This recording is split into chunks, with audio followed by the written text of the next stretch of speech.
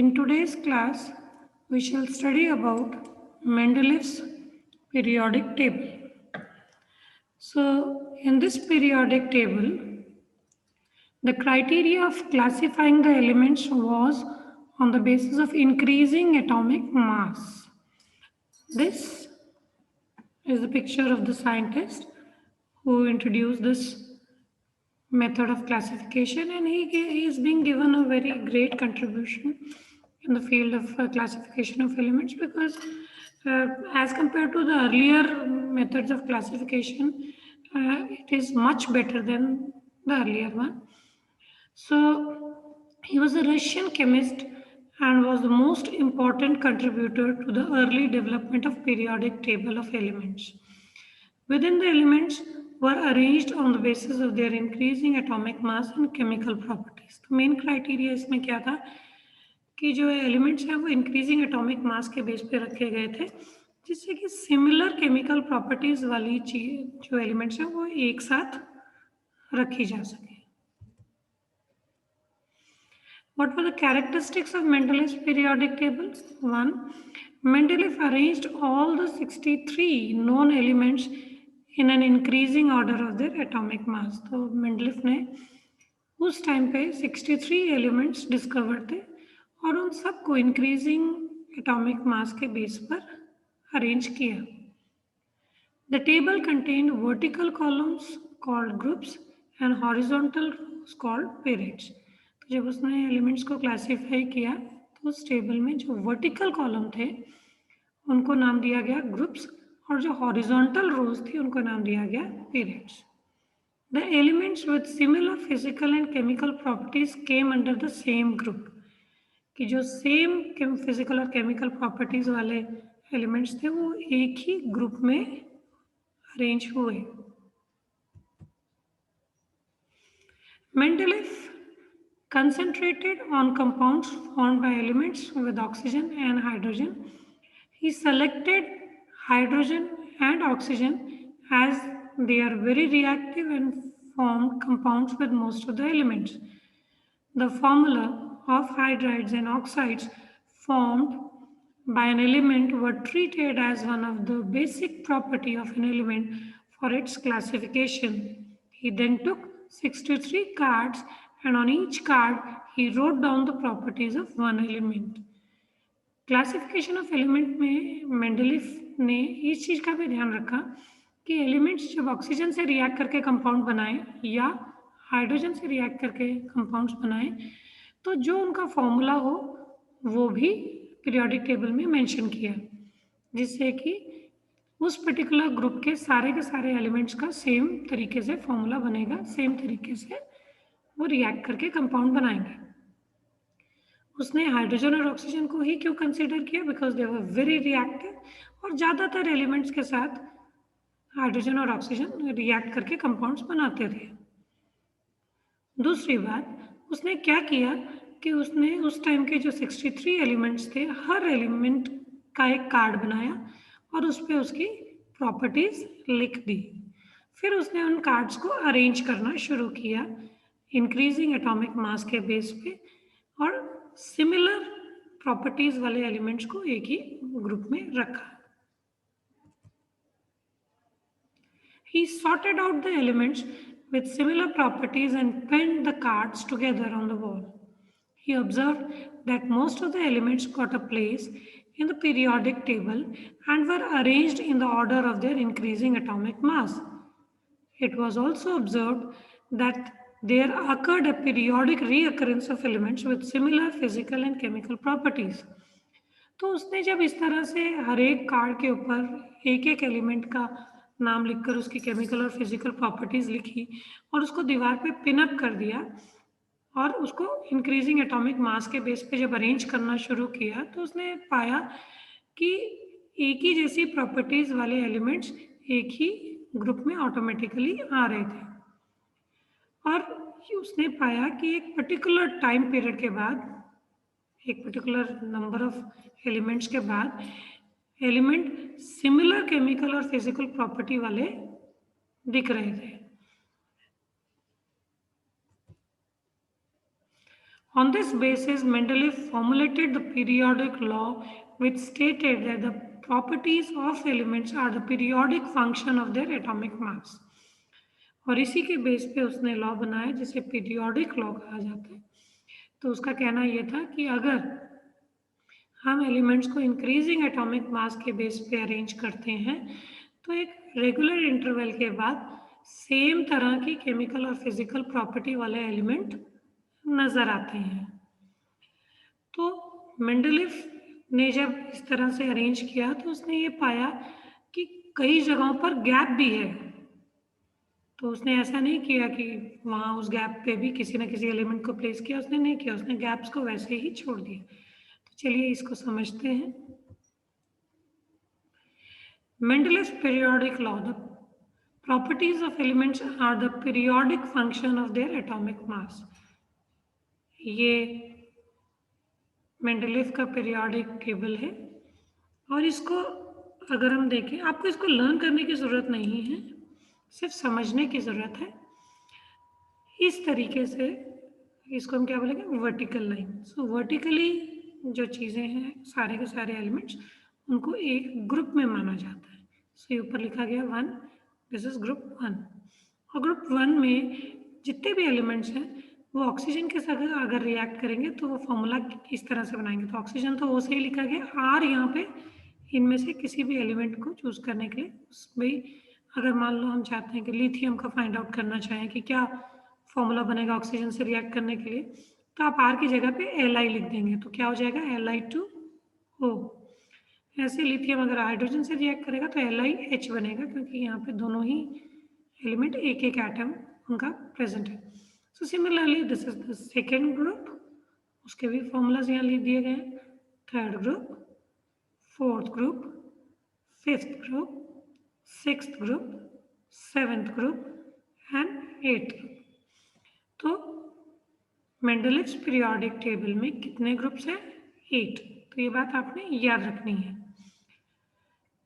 और हॉरिजॉन्टल जब हम पीरियोडिक टेबल को पढ़ें तो उसको कहा जाता है पीरियड्स। देख रहे हैं पीरियड्स लिखा हुआ है, एरो नीचे दिया गया है। Second period, third period, fourth period, fifth and sixth.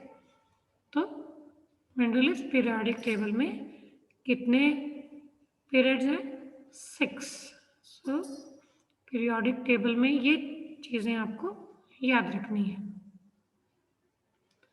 तो लेकिन हर एक ग्रुप में आप देख सकते हो दो इस तरीके से बनाए गए, A and B, A and B. तो ये ए वाले यहाँ लिखे गए हैं और बी वाले यहाँ पर लिखे गए। तो इसको आपने सिर्फ इसका डिवाइडिंग का क्राइटेरिया क्या है सिर्फ आपने वो समझना है।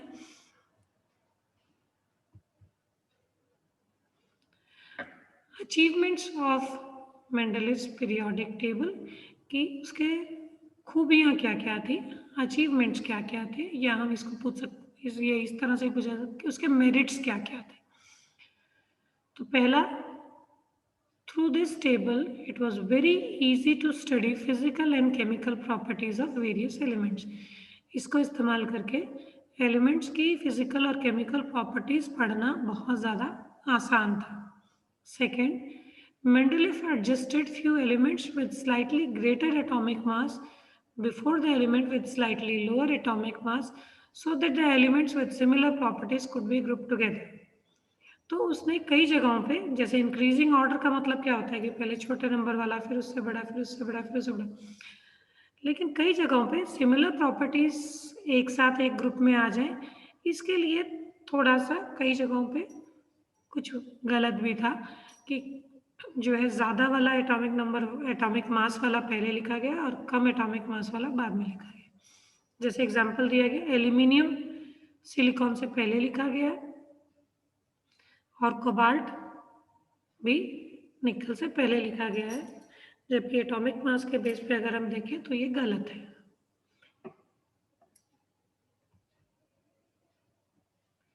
Third, Mendeleev left some gaps in his periodic table. He predicted the existence of some elements that had not been discovered at that time. तो मेंडलीफ ने कई जगहों पे गैप भी छोड़े और उसने प्रिडिक्शन मीन्स भविष्यवाणी, उसने भविष्यवाणी भी की कि कुछ इस तरह का एलिमेंट यहाँ पर बाद में डिस्कवर होगा। तो मेंडलीफ ने उनको नाम भी दिया। Mendeleev named them by prefixing a Sanskrit numeral eka means one to the name of the preceding element in the same group. उसी ग्रुप में preceding element के नाम को यूज करते हुए उसने उसके आगे एका लगाया। जैसे for instance scandium, gallium and germanium discovered letter, तो ये बाद में डिस्कवर हुए थे। और इनका नाम जो मेंडलीफ ने रखा था, स्कैंडियम का उन्होंने नाम दिया था एका बोरॉन, गैलियम का नाम दिया था एका एल्यूमिनियम, जर्मेनियम का नाम दिया था एका silicon. The properties of Eka aluminium predicted by Mendeleev and those of the element like gallium which was discovered later and replaced Eka aluminium। तो यहाँ पे एक एग्जाम्पल एक लेके आपको बता रहे हैं कि गैलियम जब बाद में डिस्कवर हुआ तो उसने बिल्कुल वही जगह ऑक्यूपाई की जो कि एका एल्यूमिनियम की थी। तो जहाँ पर एका एल्यूमिनियम की प्रिडिक्शन की प्रॉपर्टीज लिखी हुई थी वहाँ पर फिर हमने गैलियम को रख दिया। तो एग्जैक्टली उसी तरह की प्रॉपर्टीज के बाद में एलिमेंट्स डिस्कवर हुए। So his predictions were quite true as the elements like scandium, gallium and germanium were discovered later। तो ये एक उसकी बहुत बड़ी अचीवमेंट थी कि उसने पहले से ही भविष्यवाणी की कि इस तरह के एलिमेंट्स डिस्कवर होंगे और वो डिस्कवर हुए भी फ्यूचर में, और वो उस जगह जो एम्प्टी जगह थी वहाँ आराम से फिट आ गए। It was extraordinary success of Mendeleev's prediction that led to chemists not only to accept his periodic table but also recognize him as the originator of the concept on which it is based। तो उसकी जो method of classification था वो इतना अच्छा था, उसमें इतनी खूबियाँ थी कि ज़्यादातर सारे साइंटिस्टों को उस पीरियोडिक टेबल को एक्सेप्ट करना पड़ा। इवन उस टाइम पे noble gases like helium, neon, argon have not been mentioned in many of the contest before this. कि उस टाइम पे जब पीरियोडिक टेबल मेंडलीफ ने बनाया तो उस टाइम इनर्ट गैसेस उस पर शो नहीं की गई हैं क्योंकि वो उस टाइम डिस्कवर ही नहीं हुई थी। क्यों डिस्कवर नहीं हुई हो पाई ऐसी ये gases? These gases were discovered very late because they are very inert and present in extremely low concentration in our atmosphere। एक तो वो inert है यानी कि रिएक्ट नहीं करती किसी से, तो इसलिए उनकी मौजूदगी का पता ही नहीं चला। दूसरा, एटमॉस्फेयर में वो बहुत लो कंसंट्रेशन में प्रेजेंट है।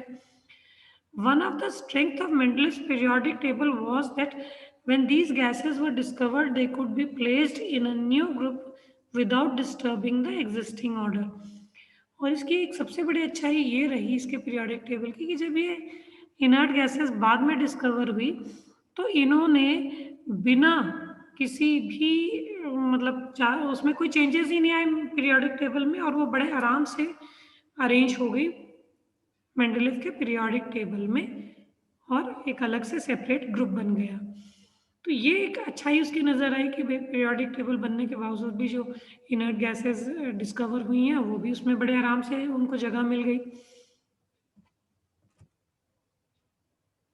Limitations of Mendeleev's periodic table, तो आज तो लेकिन हम मेंडलीव्स का दिया हुआ पीरियोडिक टेबल नहीं यूज़ कर रहे हैं।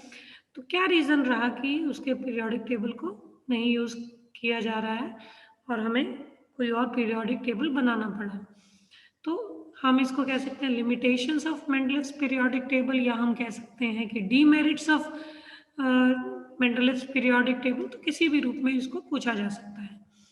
He could not assign a correct position to hydrogen in the periodic table। वो पीरियोडिक टेबल में हाइड्रोजन को सही पोजीशन नहीं दे पाया। तो हाइड्रोजन जो है वो उसकी पोजीशन गलत है, बट और कोई पोजीशन सूटेबल उसको नहीं लगी, इसीलिए उसने उसको एक पर्टिकुलर जगह पे रख दिया जहाँ पर हम कह सकते हैं कि वो कम गलत है। सही तो नहीं है बट कम गलत है। Second, position of isotopes of all elements were not certain according to the Mendel's periodic table. कि आइसोटोप्स की पोजीशन कहीं थी ही नहीं पीरियोडिक टेबल में. आइसोटोप्स क्या होते हैं? Isotopes are element atoms of same element having same atomic number but different atomic mass. तो यानी कि वो होते तो एटम एक ही एलिमेंट के हैं और उनका एटॉमिक नंबर तो सेम होता है लेकिन मास नंबर डिफरेंट होता है. अब जैसे मैं आपको एक एग्जांपल लेके बताती हूँ कि मान लो कार्बन है. कार्बन का एटॉमिक मास है 12. तो मेंडलीव के अकॉर्डिंग वो 12th वाली पोजीशन पे आ जाएगा, ठीक है.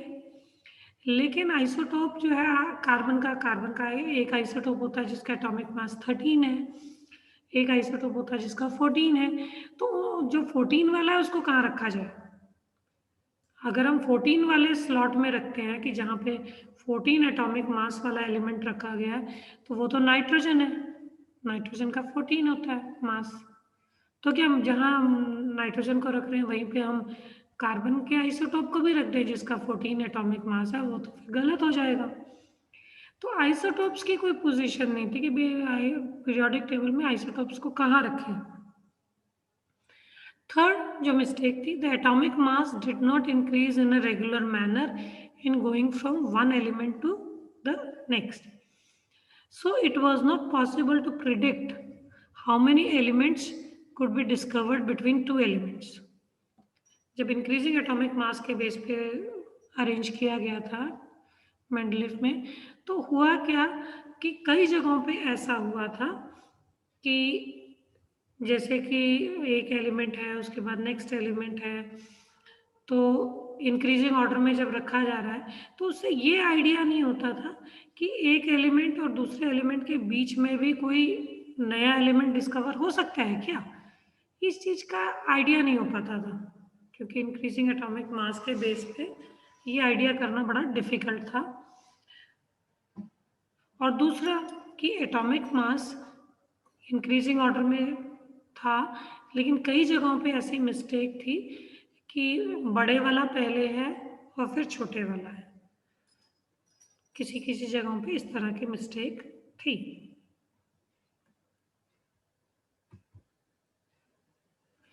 सो मॉडर्न पीरियोडिक टेबल, आज के टाइम में हम मॉडर्न पीरियोडिक टेबल पढ़ रहे हैं, which was given by Henry Moseley in 1913. So he gave this new properties of element and it is based on atomic number.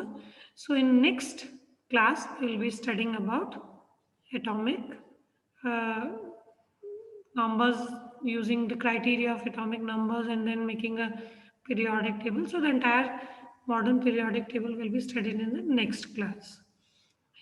And in modern periodic table, definitely you need to learn some part of the modern periodic table.